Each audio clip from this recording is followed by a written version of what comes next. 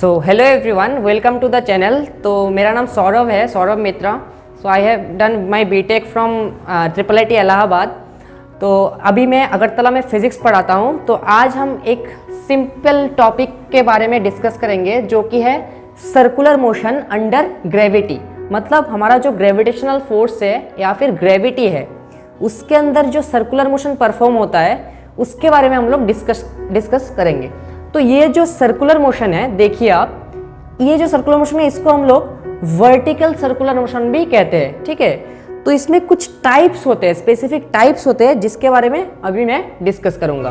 तो देखिए, फर्स्ट जो टाइप है, इस पे क्या किया गया है कि मान लीजिए एक रॉड है आपके पास। देखिए इधर एक रॉड है, तो मान लीजिए ये एक रॉड है। रॉड मतलब क्या है, इसका एक्सटेंशन पॉसिबल नहीं है। इसको आप अगर आप खींचोगे ना तो इसका एक्सटेंशन पॉसिबल नहीं है और इसका कंप्रेशन भी पॉसिबल नहीं है। अगर आप ऐसे प्रेस करोगे तो ये अंदर नहीं घुसेगा। आ गया ना समझ में, ये कंप्रेस भी नहीं होता है। तो रॉड में जब एक मास लगा होगा, मान लीजिए रॉड पे एक ऐसा मास लगा हुआ है, ये मास है और रॉड के जो एंड है उस एंड पे क्या है, एक मास ऐसे कनेक्टेड है। ठीक है, तो ये जब सर्कुलर मोशन परफॉर्म करेगा, ये क्या होगा कि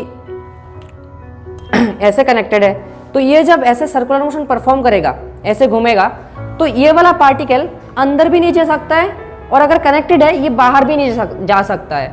तो ये वाला जो केस है, इस पे क्या है, पार्टिकल कांट मूव इनवर्ड और आउटवर्ड। मतलब ये वाला जो पार्टिकल है ये अंदर भी नहीं जा सकता है और बाहर भी नहीं जा सकता है। ठीक है, और इस टाइप के रिलेटेड और क्या क्या है, मान लीजिए एक आपका रिंग है। ठीक है, मान लीजिए ये आपके पास वेयर है और वेयर के अंदर एक मैंने क्या डाल दिया, ये वाला रिंग डाल दिया। देखिए ये एक रिंग है और ये वेयर के अंदर मैंने क्या डाल दिया, एक रिंग डाल दिया। तो इस रिंग अगर सर्कुलर मोशन परफॉर्म कर रहा है इधर इस वेयर के अलोंग, ठीक है, इस वेयर के अराउंड अगर ये सर्कुलर मोशन परफॉर्म कर रहा है इधर, तो ये भी पार्टिकल क्या हो रहा है, ये रिंग भी, ये बाहर भी नहीं जा सकता है और अंदर भी नहीं आ सकता है। ठीक है, तो इस केस में भी फर्स्ट टाइप में आ रहा है ये वाला सर्कुलर मोशन, ये बाहर भी नहीं जा सकता है और अंदर भी नहीं जा सकता है। ठीक है, और ये थर्ड जो एग्जाम्पल है वो क्या है, मान लीजिए आप लोगों के पास जो रिंग लाइट होता है, रिंग लाइट मतलब एक ऐसा कोई ट्यूब होता है और ट्यूब के अंदर एक पार्टिकल सर्कुलर मोशन परफॉर्म कर, तो ये क्या हो सकता है, इधर भी सरफेस है, अंदर की तरफ भी सरफेस है और बाहर की तरफ भी क्या है, एक सरफेस है। तो यहाँ पे ये वाला जो पार्टिकल है ये अंदर भी नहीं जा सकता है और बाहर भी नहीं जा सकता है। तो ये वाला केस हो गया आपका। फर्स्ट केस क्या था कि पार्टिकल कांट मूव इनवर्ड और आउटवर्ड, मतलब अंदर भी नहीं जा सकता है और बाहर भी नहीं। सारे केसेस में यही है। ठीक है, ये वाला केस फर्स्ट केस है। अभी चलते हैं अपन सेकंड केस में। सेकंड केस में क्या है कि स्ट्रिंग है आपका, एक स्ट्रिंग मतलब रस्सी। ओके, मतलब आपके पास ऐसा रस्सी है। अब मान लीजिए इस रस्सी को, इस पॉइंट को मैं सेंटर मान लिया और इधर ये सर्कुलर मोशन अभी परफॉर्म कर रहा है। ठीक है, तो ये वाला जो स्ट्रिंग है और ये वाला जो मास है, जब भी ऐसे स्ट्रिंग ये वाला सर्कुलर मोशन परफॉर्म करेगा, तो देखिए एक केस तो ऐसा हो सकता है कि इसमें जो फोर्स काम कर रहा है रस्सी में वो क्या है, टेंशन फोर्स। ये जब भी ऐसे घूमेगा तो क्या हो जाएगा, ये ऊपर आ जाएगा। ठीक है, अब ऊपर आने के बाद एक केस ऐसा भी तो हो सकता है कि ये रस्सी क्या हो गया, लूज हो गया।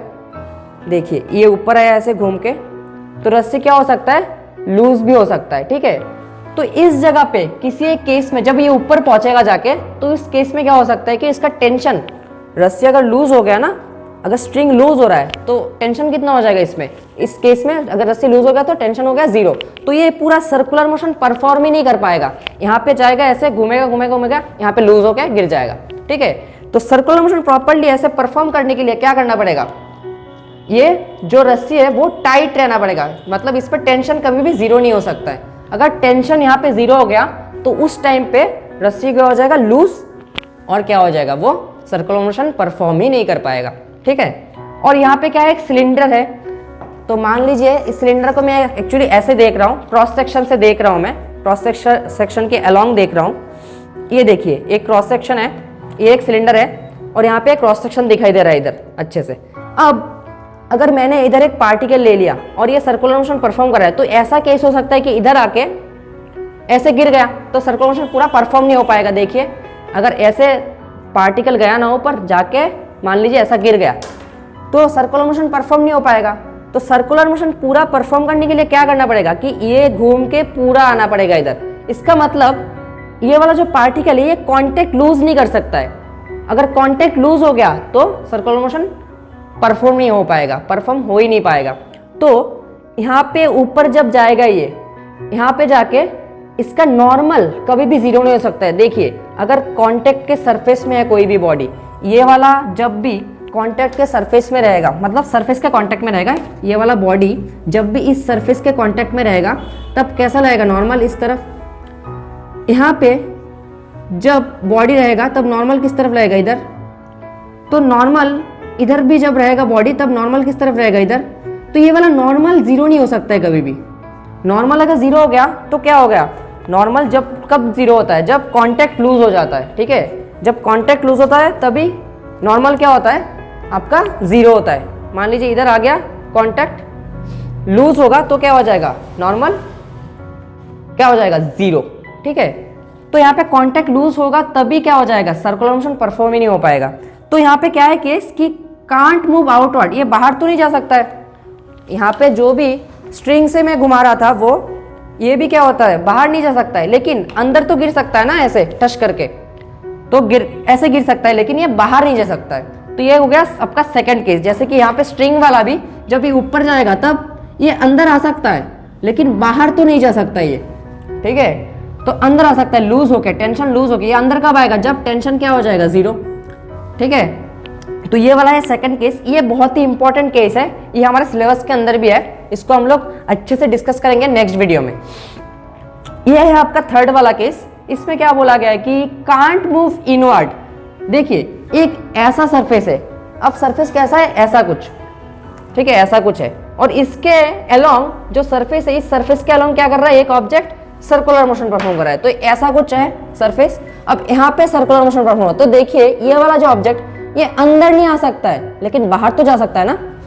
तो ये कांट मूव इनवर्ड, तो ये अंदर तो नहीं आ सकता है, लेकिन ये क्या हो सकता है, कैन मूव आउटवर्ड, ये बाहर तो जा सकता है, ठीक है। तो ये है तीन केसेस जो मोशन अंडर ग्रेविटी है, ठीक है। तो देखिए यहाँ पे हर एक मोशन जो भी परफॉर्म हो रहा था सारे क्या है, ग्रेविटी के अंदर हो रहा था, और सारे ग्रेविटी के परपेंडिकुलर परफॉर्म हो रहा था। जैसे कि ये वाला भी ग्रेविटी के परपेंडिकुलर, ठीक है। और यहाँ पे रॉड वाला मोशन भी क्या हो रहा था, ग्रेविटी के परपेंडिकुलर। देखिए ग्रेविटी के परपेंडिकुलर। यहाँ पे भी जो रिंग वाला था, रिंग वाला भी कैसे हो रहा है परफॉर्म, ऐसे ग्रेविटी के परपेंडिकुलर परफॉर्म हो रहा है। तो इस टाइप के मोशन जो भी है वो ग्रेविटी के परपेंडिकुलर हो रहा है, मतलब इस पे ग्रेविटी का इफेक्ट आ रहा है नीचे। सर्कुलर मोशन ऐसे हो रहा है ना, तो इस सरफेस पे, ये वाला जो सर्कुलर मोशन का सरफेस है, इस सरफेस के क्या हो रहा है, इस सरफेस पे आपका ग्रेविटी का इफेक्ट आ रहा है। तो इसलिए हम लोग बोलते हैं ये circular motion due to gravity. तो हम नेक्स्ट वीडियो में क्या करेंगे, इसके जो केसेस है वो डिस्कस करेंगे अच्छे से, कि स्ट्रिंग वाला जो वर्टिकल सर्कुलर मोशन होता है उसमें क्या क्या केसेस आते हैं, या फिर पूरा सर्किल कंप्लीट करने के लिए कितना मिनिमम वेलोसिटी चाहिए, और यहाँ पे टेंशन जीरो ना हो इसके कंडीशन क्या है। टेंशन अगर जीरो हो गया तो सर्कुलर मोशन परफॉर्म नहीं हो पाएगा। तो अगर टेंशन जीरो नहीं है तो उस केस का कंडीशन क्या है, वो सब हम लोग चेक करेंगे, ठीक है। तो अगर आप लोग ऑफलाइन क्लासेस ज्वाइन करना चाहते हैं आप लोग, तो मैं डिस्क्रिप्शन में सारे डिटेल्स दे दूंगा, और वीडियो के नीचे भी सारे डिटेल्स है, तो उस पर आप लोग कांटेक्ट कर सकते हो। Okay, thank you.